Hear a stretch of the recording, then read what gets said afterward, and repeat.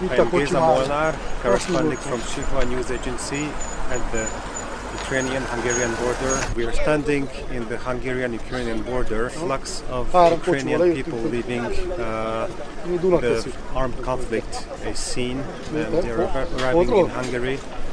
To our right, we have a tent where people can get information, hot beverages, blankets, and they can have also free help to get to Budapest or other parts of the country.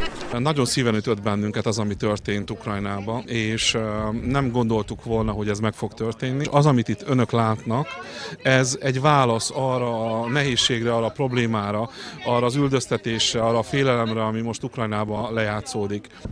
Menjünk, vásároljunk be, ami kell. Női dolgok, gyerekeknek, felnőtteknek, bármi kell.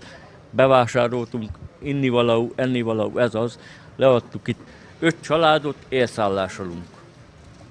Akár a percen is, akár egy óra múlva, vagy 2, bármikor. Amikor megtudtuk, hogy kitört a háború, hogy Oroszország megtámadta Ukrajnát, akkor elkezdtük szondázni kint az átkelő, hogy igazából akik jönnek átfele, mire van szükségük, mibe tudunk mi segíteni igazából. És azt várjuk, hogy erősödni fog a menekült hullám, hiszen több mint 3000 autó várakozik a túloldalt.